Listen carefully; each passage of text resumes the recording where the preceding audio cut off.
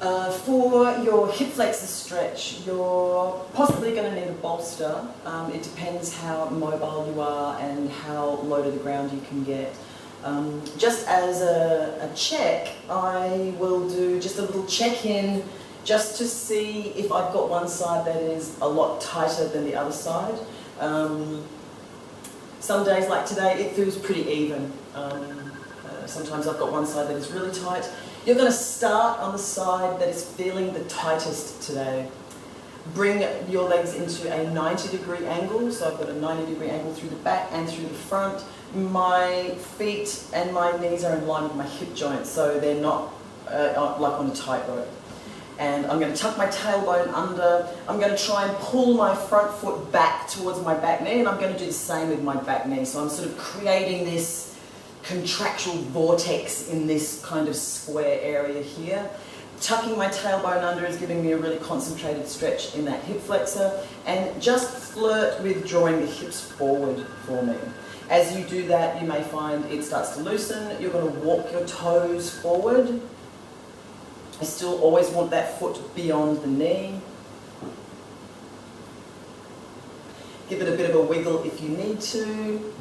And then pull yourself back, completely relax your hips, and then bring both hands down onto the ground and let your hips completely relax. So whether you need to adjust your back knee behind you or whether you need to wiggle your front foot forward, I tend to get a congested feeling in my hip, so I might allow my knee to draw out to the side just a little bit. And you want to focus on keeping the chest lifted. So there's a couple of different contractions here. First one's going to be both hands on the ground. You're going to try and drag both hands back along the floor. So take a big breath in. Again, start very gently. Pulling the hands back along the floor like you're lifting or pulling your chest forward. And then really, really as hard as you can, really drag those hands back. 3, 2, 1, and then completely relax. Take a big breath in. Let those hips have a bit of a wiggle. And just allow those hips to relax. The next contraction is going to be front foot pushes down onto the ground and drags backward. I don't want to see it moving. So again, start very gently with that front leg. You'll feel your hamstring on the front leg start to contract. And then really try and drag that foot back as hard as you can.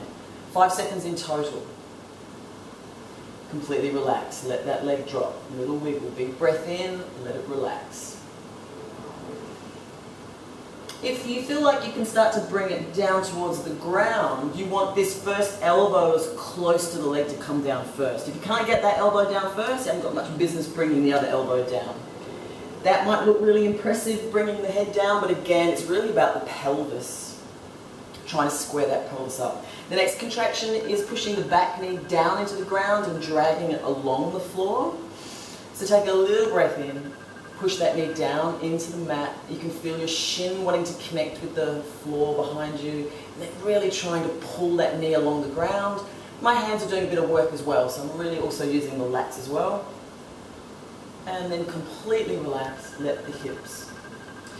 Now you may want to use your bolster, and it might be able to just sit just at the front of the back leg, or sort of around by the bits, and you might be able to come and sit upright on that bolster. So again, focusing on squaring the hips out. So this is only going to work for you if you can get as low to the ground as the prop that you've got.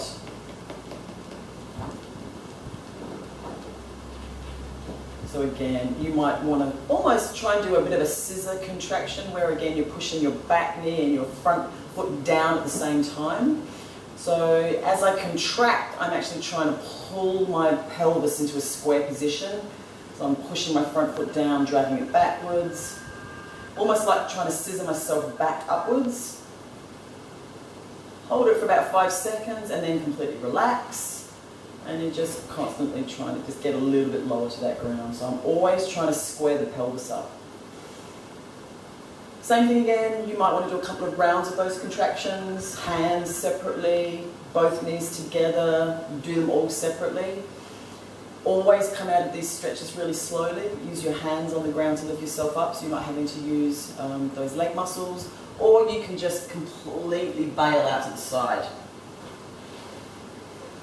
And just let that leg completely relax. So same thing again, you want to come up And you want to take a little walk around before you do the other side, just to allow your fascia to loosen, for your brain to re-imprint, and bring yourself over onto the other side. So the same process on the other side. Use a prop if you want to, you don't have to. First couple of rounds, maybe 2 or 3 sets of contractions, and see how you're going.